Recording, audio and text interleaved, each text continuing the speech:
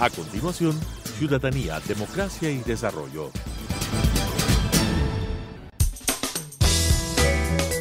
Clasificación B, bajo supervisión de un adulto.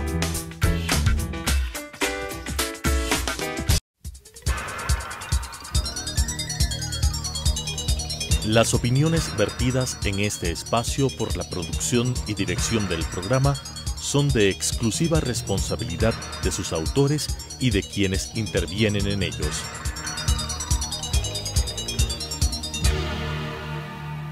Telesucesos Canal 29 UHF y la Unión Nacional de Periodistas presentan Ciudadanía, Democracia y Desarrollo, un espacio para explorar la acción ciudadana en relación a las políticas públicas y su impacto en la calidad de vida de los ecuatorianos.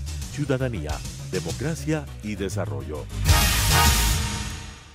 Amigos, amigas, bienvenidos y bienvenidas a su programa Ciudadanía, Democracia y Desarrollo, una coproducción de la Unión Nacional de Periodistas y Telesucesos. Para este programa hemos invitado a la máster María Cristina Martínez y con ella queremos hablar de las noticias falsas o fake news. Permítanme compartir unos rasgos de su formación académica. Ella es candidata a doctora en comunicación y máster en investigación en comunicación por la Universidad de Navarra, España. Comunicadora social, tiene una mención en periodismo por la Pontificia Universidad Católica del Ecuador. Es especialista en comunicación. Ha trabajado en la estrategia digital de instituciones y proyectos del sector público y privado. Ha sido docente de la Universidad de las Américas y de la Universidad Tecnológica Equinoccial en Quito, en cátedras de periodismo, marketing, comunicación digital e investigación. Es activista de las TICs para el desarrollo, el conocimiento abierto y compartido. Ella siempre es una mujer interesada en la educación para restar la brecha digital y actualmente es socia fundadora de Código Consultores, empresa enfocada en investigación técnica y científica. Con esta presentación le damos la más cordial de las bienvenidas a María Cristina Martínez. Un gusto tenerle en este programa. Revisando, gracias, bienvenida Cristina, revisando gracias, un poco la información. Al parecer, el mayor problema que generan las noticias falsas a través de las redes sociales es que provocan peligrosos círculos de desinformación, o esto es lo más simple, digamos, del aparecimiento de las noticias falsas, o es que hay algo más complejo. Bueno, gracias por la invitación, Mariana, es un gusto poder compartir. En realidad estamos en un contexto en el que la Organización Mundial de la Salud ha de alguna forma caracterizado este momento con la palabra infodemia, que estamos hablando ya de una epidemia de información, por así decirlo, y ya no es solamente este término que veníamos viendo, que es la infoxicación, que es esta mezcla entre información y lo tóxico, sino que ya justamente el contexto del COVID ha de alguna forma dimensionado esto a un espacio mucho más grande y hacer que todo el proceso, todo lo que estamos viviendo se transforme en una infodemia, ¿no? Que es una sobreabundancia de información, alguna exacta, otra no tanto, otra incluso falsa, y que hace que a la gente se le dificulte encontrar fuentes, digamos, fiables, ¿no? Entonces, realmente el momento en que vivimos en temas de información es muy complejo, amerita muchas competencias para poder consumir esta información, y creo que es importante también diferenciar, porque hay algunas confusiones también con los términos que estamos usando, y creo que para eso hay que partir desde las bases, ¿no? Un poco desmenuzar de qué es la noticia, por ejemplo, ¿no? Porque estamos hablando de fake news, noticias falsas, y claro, la noticia en sí mismo, digamos, es un dato o información nueva del momento. Eso es lo que, un hecho, ¿no? Es lo que la RAE un poco nos dice. Y por otro lado, también es verdad que la noticia para el ámbito periodístico es un género periodístico, ¿no? Es un género, es decir, un formato de la noticia ligado a la actividad periodística, que se trata de una narración escueta, objetivo, bueno, podríamos decir mucho de esto, que responde unas preguntas básicas, ¿no? ¿Qué, cómo, cuándo, dónde? Y que tiene una estructura. Es decir, me refiero que tiene una técnica narrativa que implica esto. Sea que sea el simple definición de la RAE o la periodística, ¿no? Hablamos sobre todo de información real. Y creo que por ahí, dicho esto, es importante aclarar algunos temas con el término de fake news. Ya. Ahora, María Cristina, tú eres experta en este ámbito, en esta área. ¿Es una coincidencia que las noticias falsas o fake news aparecen justamente cuando se habla también o que se aplica la posverdad? ¿Por qué? Porque, y hay muchísimos ejemplos, que vamos a hablar inclusive del presidente Donald Trump, ¿no es cierto?, de la posverdad, donde dicen que no es tan importante o no son tan importantes los hechos en la opinión pública, sino más bien moldear un poco las emociones de esas personas. Entonces, ¿es una coincidencia o las fake news son consecuencia también de la posverdad? Bueno, hay muchos estudiosos de la comunicación que no están de acuerdo con este término de la posverdad, ¿no? Porque, bueno, es un poco contradictorio, ¿no? La verdad es verdad y bueno, esto un poco se disfigura en el proceso. El sentido es de que el ciudadano de a pie no le interesan los hechos, sino que le importaría mucho más las emociones. Sí, seguramente, y creo que esto conforma esa gran esfera en un marco más amplio de lo que se llama desórdenes informativos o information disorder, y que donde, por ejemplo, las fake news es uno de esos fenómenos.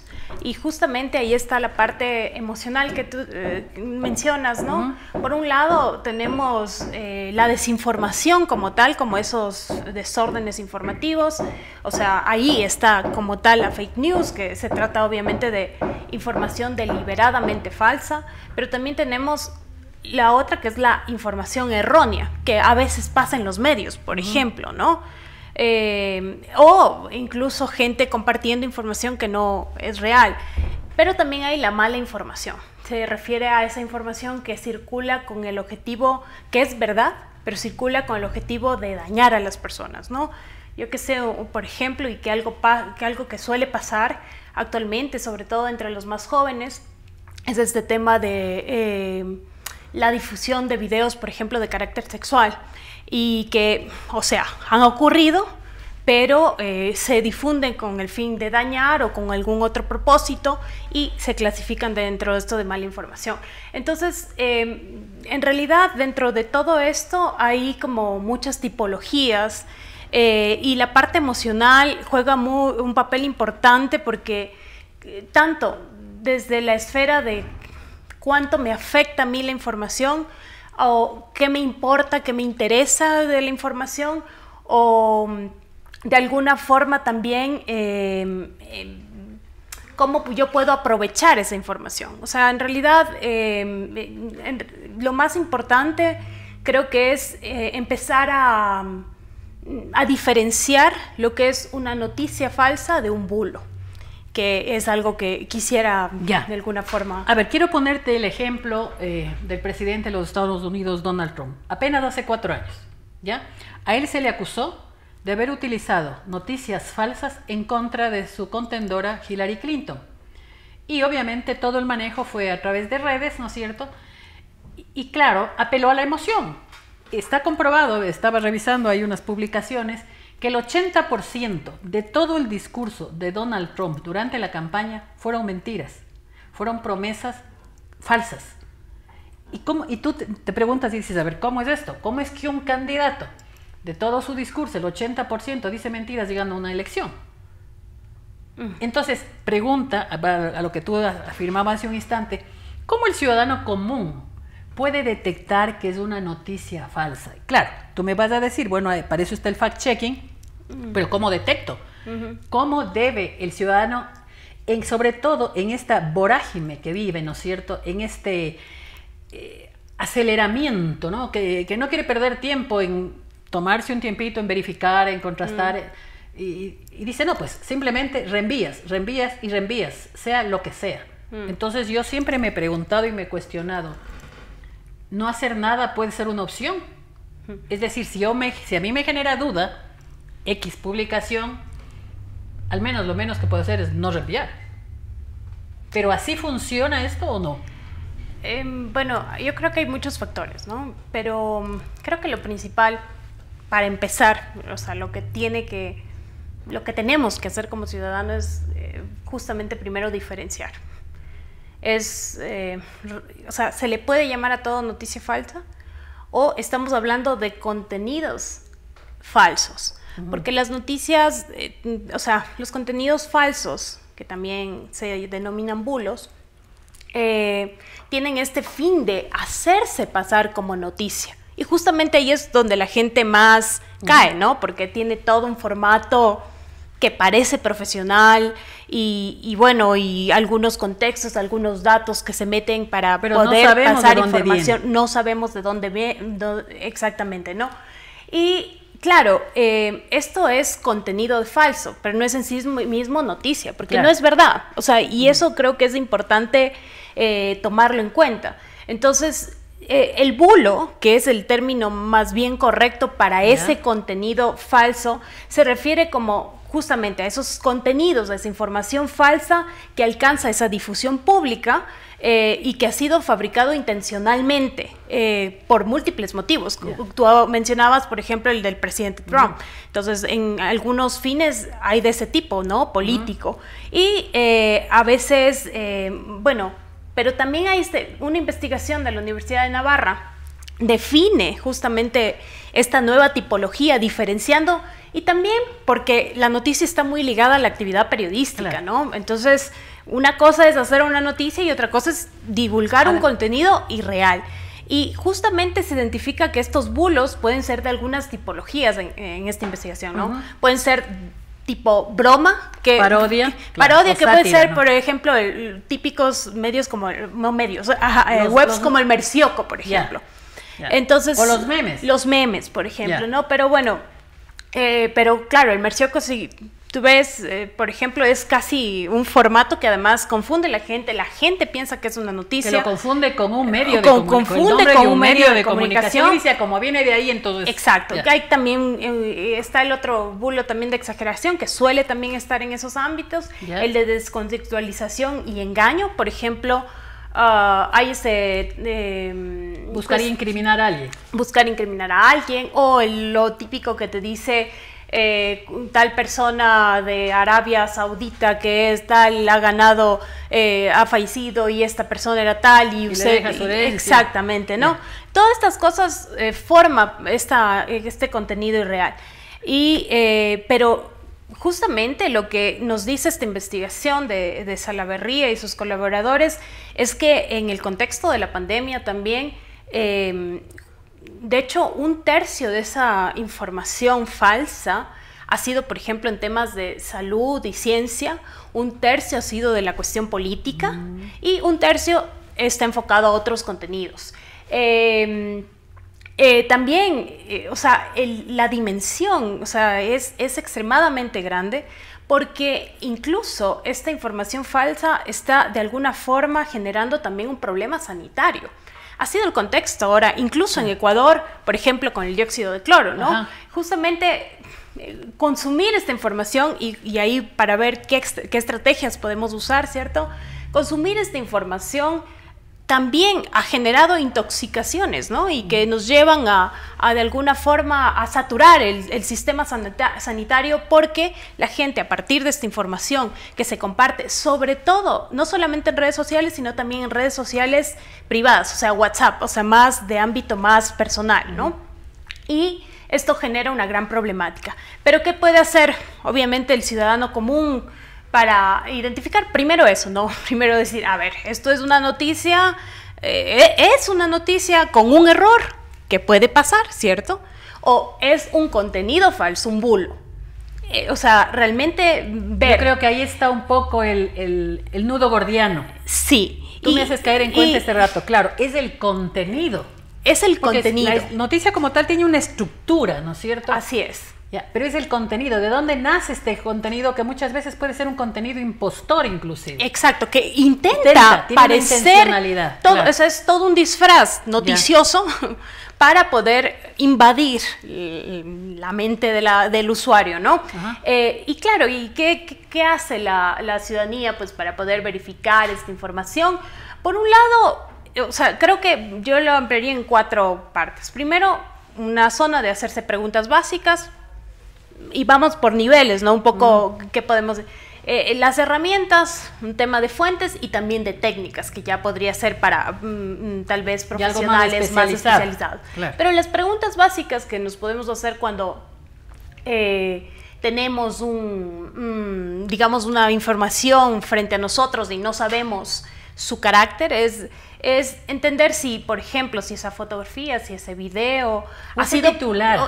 A mí lo que me llama la atención. Esa es otra naturaleza. Hay titulares, hay imágenes o hay leyendas que no tienen nada que ver con el contenido. Bueno, eso responde a algunas tendencias de marketing, especialmente en los medios, que justamente por captar la atención del público y dar el clic, por conectar, ¿cierto? ¿no? Esa por conexión conectar, falsa, pero claro. luego eso a mí personalmente lo que me hace es perder credibilidad en el medio, ¿no?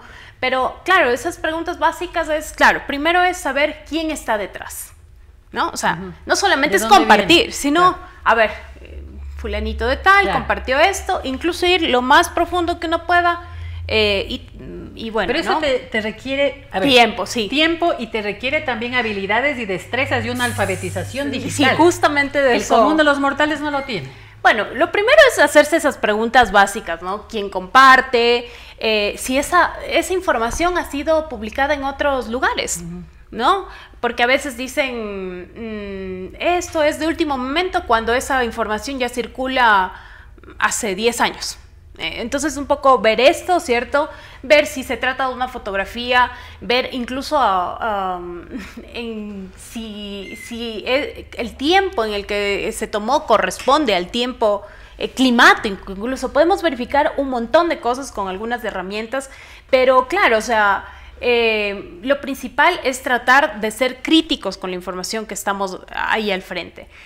También utilizar algunas herramientas, ¿no? Como no sé, la ubicación para ver Google Maps, ver dónde está supuestamente tomada esta fotografía, las búsquedas en reversa, que es, digamos, que está circulando una fotografía, me invento, de un ovni. Entonces, hay una herramienta donde uno pone esa fotografía que está circulando, porque seguramente la noticia, más bien el contenido es que ayer se visualizó un ovni en el sector de, yo qué sé, cualquiera sea, exactamente. Entonces, esta búsqueda en reversa, yo meto la fotografía y resulta que esa fotografía está años circulando. A propósito de eso, hace unos días circulaba en redes sociales una fotografía del sorteo de los jueces para el caso Sobornos. Muchos decían que eso es ecuatoriano, pero eso salió hace un año y me parece que es de Guatemala, me parece que es, o de algún país centroamericano, ¿no? Sin embargo, en las redes tú empezabas a ver y decías, fíjese con la mañosería que trabajan los jueces, bla, bla, bla, bla, bla. Claro. Nos lleva a esto, justamente, a que en la inmediatez que vivimos y en la era, diría yo, de que todo es relativo también, ¿no es cierto? Entonces, dice, ¿para qué voy a estar perdiendo el tiempo? Lo más sencillo o lo más cómodo es reenviar, hasta que se hace una bola de nieve. Claro, y bueno, obviamente, como digo, esto requiere... Pero no hay una educación entonces, no hay una educación digital. Claro, porque con ciertas herramientas, o sea, incluso llegamos, dependiendo del usuario, puede llegar a usar herramientas que son más del área criminalística, que te permite ver, por ejemplo, el metadato, que es el dato detrás del dato, o el dato detrás de la fotografía del video, ¿cierto? Donde tú sabes la geolocalización, con qué cámara, bueno, toda una serie, incluso hacerle un análisis del nivel de error, que es ver la pixelación de esa imagen, del video, bueno, una serie de cosas. Y claro, eso quizás está más enfocado también a ciertas áreas profesionales, pero en realidad son herramientas que están libres en Internet y que no son de difícil acceso ni de difícil uso. Pregunto, ¿hay redes especializadas para detectar contenidos falsos? Sí, Totalmente. De hecho, bueno, a toda esa área se le llama el fact-checking, ¿cierto? Que es el chequeo de datos y que es justamente este proceso, estas técnicas para analizar y verificar información, ¿cierto? Y tiene el objetivo de detectar errores, imprecisiones y también datos falsos como tal. Existe una gran organización internacional que se creó en Estados Unidos en el 2015, que es la International Fact-Checking Network, que tiene 74 plataformas acreditadas y, claro, que se dedican a este proceso de fact-checking y que la idea es un poco recopilar una serie de noticias que se van chequeando y que se van denominando, básicamente se etiquetan, ¿no? Tiene un nivel de error, es falsa, pasa, no tiene, o sea, ha pasado por un filtro y se ha detectado su calidad de información. En fin, existe hasta todo un código para este proceso de verificación y en Ecuador también existen algunas iniciativas de fact-checking que, por lo que he visto, sobre todo funcionan más en el contexto, por ejemplo, de ahora de las elecciones. Y que, claro, es un poco verificar el discurso público, los datos que, por ejemplo, los candidatos van a lanzar, que 25% de la pobreza, tal. Entonces, alguien ve, revisa los datos, genera este chequeo y puede verificar la información. Y también existen, justamente en el tema de qué puede ser ciudadano común, existen varias plataformas donde ya está la información chequeada, sobre todo la información más de carácter internacional. También, ¿no? Como digo, hay iniciativas nacionales donde también se podría verificar cierta información, pero eso podría ayudar de alguna forma. Ahora, María Cristina, ¿es el periodismo ecuatoriano de calidad, pregunto, y el derecho de los ecuatorianos a estar bien informados quizás el más golpeado con el aparecimiento de los contenidos falsos? Porque de alguna manera también, directa o indirectamente, se está debilitando estas prácticas democráticas, ¿no es cierto? Tú hablabas de un proceso electoral. ¿Cómo va a saber el ecuatoriano, la ecuatoriana, sencilla, común, como cualquiera de nosotros, que lo que les está diciendo, o mejor dicho, que ese discurso, o ese parte de ese discurso, de ese contenido, dijo el candidato o no dijo, o alguien le dio diciendo? Bueno, eso es digamos, una problemática que no es del momento, siempre ha habido esta... Pero quizás se agudiza ahora. Sí, o sea, quizás ahora más bien se difunde a gran magnitud, creo que es lo que, creo que es el poder de este contexto digital, ¿no? Y ahí retomo el término y que, bueno, es lo que he estado investigando estos últimos 4 años, que es el tema de la alfabetización digital y sobre todo el tema la alfabetización digital nos permite, nos favorece el uso de la tecnología para el aprovechamiento tanto en el tema personal, profesional, salud, participación ciudadana y todo. Entonces es un tema vital, ¿no? Y esta alfabetización, que es un proceso educativo de la tecnología, requiere de ciertas competencias, son varias competencias, ¿no? Comunicación, información, resolución de problemas, seguridad, que es tan vital en este momento, pero una de las competencias que se destaca en este contexto justamente de la información falsa, los bulos, es la competencia de información. Cuando hablamos de competencia de información, hablamos de saber acceder, saber buscar, saber evaluar, saber seleccionar, saber manejar, saber difundir, saber crear información. Y claro, posiblemente ahora en este contexto la información se difunde de forma más rápida, de forma más amplia, y esto además no permite que la gente tenga el tiempo de evaluar y hacer esta revisión crítica. Sin embargo, pues es como todo un reto en este momento y es parte de nuestra responsabilidad y sobre todo hay todo un fenómeno de la dieta cognitiva, que es empezar a alimentarnos de lo que realmente nos nutre, cognitivamente hablando, de lo que no nos daña, incluso como hemos visto en temas de la salud. Y claro, todas estas cosas hay que empezarlas a ver de una forma bastante crítica, integral, porque forma parte, nosotros todos los días el ciudadano todos consumimos información de todos lados. Es como una nutrición. Así es, y es algo que nos va generando incluso todo nuestro contexto mental, ¿no? De esto. Entonces, esa infoxicación, bueno, ahí está el otro personaje que es el prosumidor, ¿no? Ahora no solamente produce contenido, sino que consume. Y claro, tenemos un gran reto de producir con responsabilidad esos contenidos, compartir con responsabilidad esos contenidos y tratar de vivir en una sociedad que no tiene por qué dividirse de lo digital a lo offline. O sea, al final el ser humano es la misma persona conectada o desconectada y esa desconexión no la podemos hacer. Interesante reflexión final de nuestra invitada María Cristina Martínez. Les queremos invitar a todos ustedes, amigos y amigas, hasta la próxima semana. Las opiniones vertidas en este espacio por la producción y dirección del programa son de exclusiva responsabilidad de sus autores y de quienes intervienen en ellos.